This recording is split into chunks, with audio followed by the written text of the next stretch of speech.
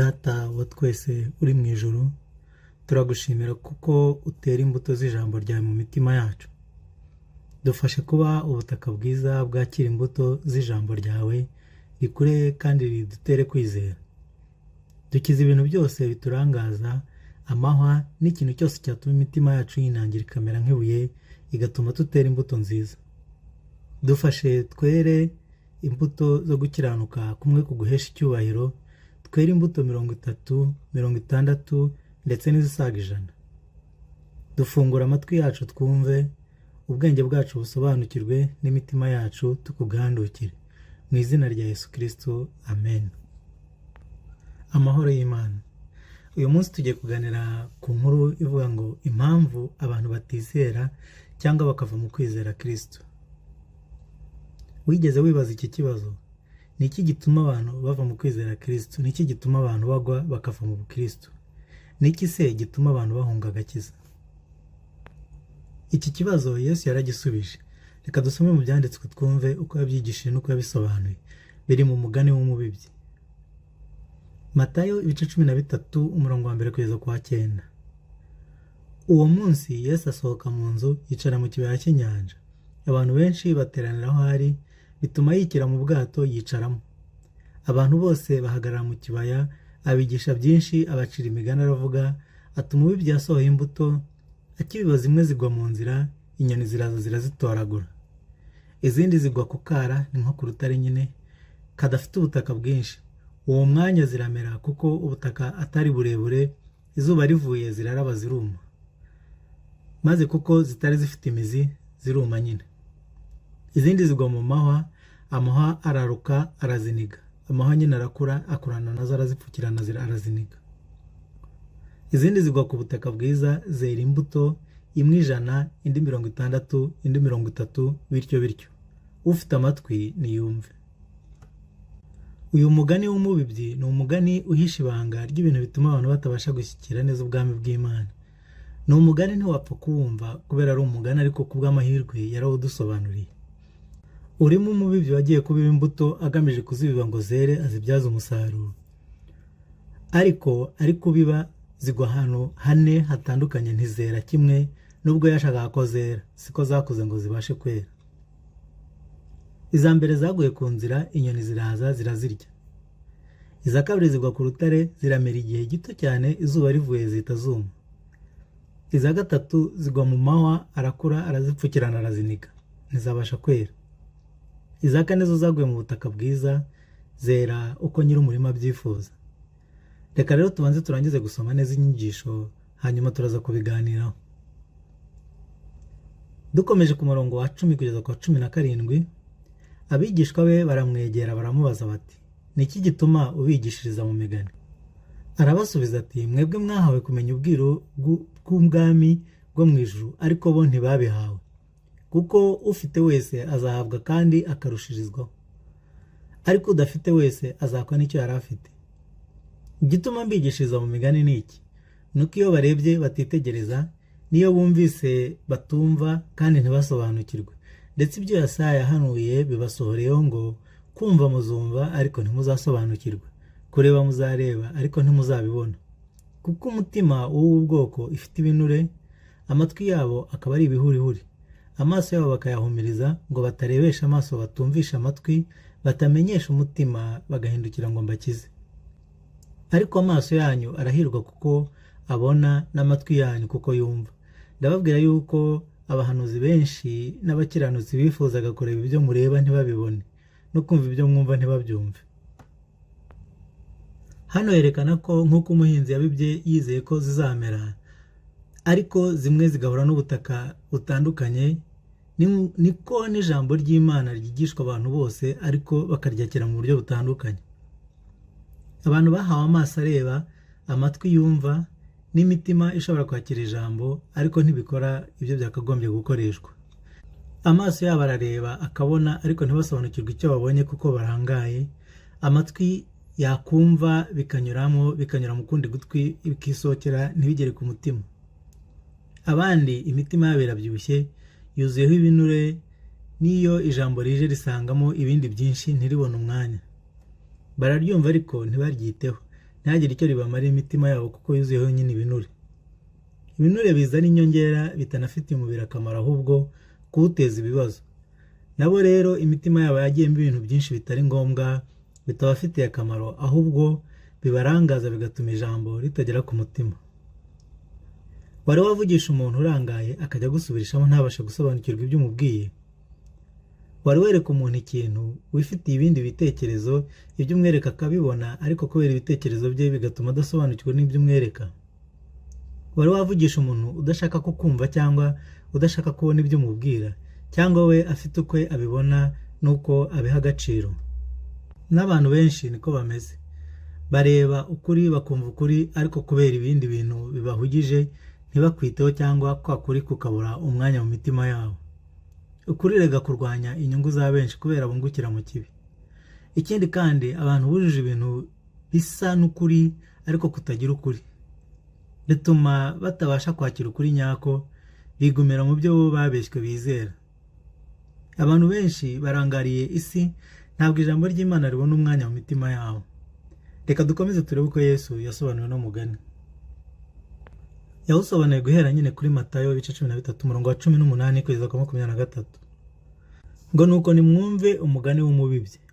Uwumva wese ijambo ry'ubwami ntarimenye, umubi araza agasahura ikibibwe ku mutima we. Uwo ni we usa n'izibibwe mu nzira. Kandi usa n'izibibwe ku kara, handi nyine ku gasi hari urubuye. Uwo ni we wumva ijambo, uwo mwanya akaryemera anezerewe, ntagire imizi muri we maze agakomera umwanya muto. Iyo habayeho amakuba cyangwa kurenganywa azira iryo jambo, uwo mwanya biramugusha. Kandi usa n'izibibwe mu mahwa, uwo ni we wumva ijambo maze amaganya y'iyi si n'ibihendo by'ubutunzi bikaniga iryo jambo ntiryere. Kandi usa n'izibibwe mu butaka bwiza, uwo ni we wumva ijambo akarimenya, akera imbuto, umwe 100, undi 60, undi 30. Uwahuye n'ibyago n'uriya wa mbere, urumva zaguye mu nzira, nta nubwo we zageze no ku mutima kuko ntago yamenye ijambo ry'Imana. Satani yaraje ahita ritwara ritaragera no ku mutima we ataramenya icyo bisobanura.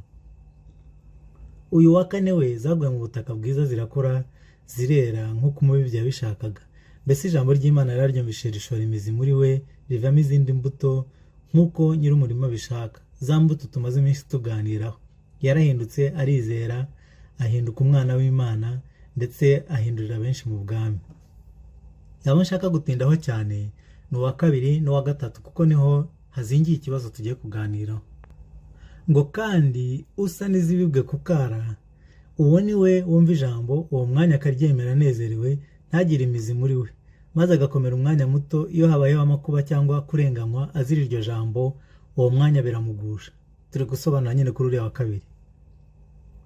Amakuba no kurenganywa twabisobanura gutya. Amakuba ni ibyago, ingorane, umubabaro bitubaho mu buzima bwa buri munsi, nko kurwara, kubura akazi, kwirukanwa ku kazi, ibibazo bya buri munsi by'ubuzima. Hari abantu babura akazi bakarakarira Imana, ukwizera kwabo kukagwa. Hari abantu bagushwa nuko barwaye bakiheba cyangwa se n'ibindi bigeragezo. Uzi nko gupfusha umuntu wumvaga wakundaga, bituma abantu bamwe bibaza ku Mana iyo badafite ukuri gukomeye. Hari abantu benshi baretse kujya gusenga kubera nk'ibibazo bya COVID byatumye abantu bahagara gusenga, birangira batanasubiyeyo kubera nyine ijambo ry'Imana ritari ryarashoye imizi neza mu mutima yabo. Kurenganywa cyangwa se gutotezwa no kwibasirwa cyangwa se kuvangurwa, guhezwa baguhora imyemerere yawe. Hari igihe cyabayeho abakristo bakicwa kubera ko gusa bizera. Hari igihe politike yibasira imyizerere y'abantu bagashaka kubahindura cyangwa kubagabanya imbaraga zabo. Muri iki gihe hari ibirura byinjiye mu ntama, ntibitinya no gukora ibiteye isoni mu nsengero, bakora ibyangwa n'Imana ku buryo n'abantu bo hanze babibona bakanyega bizera. Hari abakristo benshi cyane baguye kubera kubona bino bintu tubona ku mateleviziyo by'abantu bakora ibintu binyuranye n'ijambo ry'Imana babikorera mu nsengero. Hari abantu benshi cyane tujya duhura akambwira ngo ngo ngiye singishaka no kwitwa umukristo. Hari n'ahantu uzasanga umuntu wizera Imana bamuzira, bamwanga gusa kubera ko ari umukiranutsi, bakamurenganya. Ariko nyine nk'uko Abeli yarenganyijwe niko n'abantu b'Imana bazajya barenganwa. Nko mu bihugu byateye imbere cyane cyane byo mu burengerazuba, kwigisha ijambo ry'Imana byitwa ko ari ukwanga, ngo ni ukwigisha urwango ku bantu mudafite imyemerere imwe. Ariko akenshi baba bashaka kurengera politike zabo nyine zimwe zinyuranya n'ibyo Imana ishaka, nko gukuramo amada, ngo kuryamana kw'abahuje ibitsina. Kuri wa wundi ijambo ritashoye imizi mu mutima, abivamo agahunga atinya kurengana. Uyu wa gatatu rero, ngo kandi usa n'izibibwe mu mahwa, uwo niwe wumva ijambo, maze amaganya y'isi n'ibihendo by'ubutunzi bikaniga iryo jambo ntiryere. Hari abantu benshi cyane baretse kwizera kubera iterambere n'ibihendo by'ubutunzi. Aho siyanse na tekinoloji biziye byahinduye abantu imyemerere, benemera ibikorwa n'abantu kuruta ibyakozwe n'Imana. Ahubwo wemera ibyakozwe n'Imana agafatwa nk'umuntu wa kera utazi iterambere, utagezweho. Bigatuma abantu bamwe bagira ubwoba, nk'urubyiruko cyane cyane bagatinya kuba abantu nyine ba kera batazi ibigezweho, ugasanga bahunze ijambo ry'Imana. Nk'uko isi ikataje mu iterambere, habibwe inyota yo gukunda ubutunzi, cyane cyane gushaka gukira. Inzira yose byanyuramo n'ikiguzi byatwara, kabone niyo byaba ari uguhemuka cyangwa gutwara ubuzima bw'abantu. Abantu bari kwigisha gukunda iby'isi n'ibihendo by'ubutunzi, utabibonye akagira amaganya menshi, agatangira gushidikanya koko ko Imana ibaho. Hari n'abigisha bahinduye inyigisho, birirwa bigisha ko Imana itanga, ngo nukora gutya ngo izagukiza, ngo izakugira umukire. Ibyo bigatuma ubikoze Imana itamuhereza nk'uko babivuze, bigatuma atakaza icyizere. Inyigisho nk'izo zigira ingaruka nyinshi cyane, kuko ushyizemo umuntu icyizere ko Imana igomba kumukiza ngo nakora ibi, kandi mu by'ukuri ahubwo uri kunyuranya n'ijambo ry'Imana, Imana idatanga, nk'aho iri kugurisha umuntu. Abantu bakunze kugira ubutunzi cyane ni abantu batizera Imana. Hari abo rero bigusha kubera ko ngo yizera Imana yakagombye gukira nawe.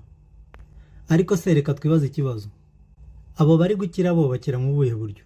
Ntabwo bica amategeko y'Imana? Muri iki gihe ntibyoroshye kugira ngo ubashe gukira utisha amategeko y'Imana cyangwa udahutaje abantu. Bisaba gukora cyane ukirengagiza Imana, ntunasenge, kandi bisaba no gukora cyane ukirengagiza bagenzi bawe. Haba n'ufite ikibazo ukamwirengagiza ntugire icyo umufasha. Iyo ijambo ry'Imana ryabibwe muri bo rikurana n'amahwa, amahwa agakora nyine akarinika, ntiryere. Kubera ko amaganya y'isi n'ubutunzi, umuhibi bikana buri munsi, inyota yo gukira, ukwifuza ko abantu gutuma bareka Imana.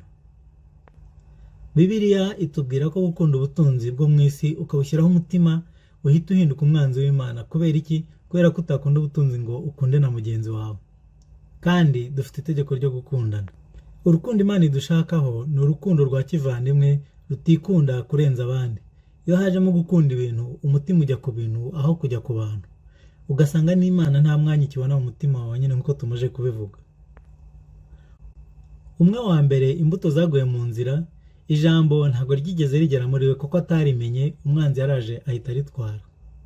Uwa kabiri yararyakiriye ariko nta kwizera afite, ntabwo ryinjiye mu mutima ngo rishore imizi, rikore icyo ryakagombye gukora. Ikije cyose kiramugusha. Uwa gatatu, kubera amaganya n'ibihendo by'ubutunzi byaramugushije, kuko bivana urukundo rw'umuntu mu mutima we. Nta mwanya urimo wo gutekereza Imana n'abantu.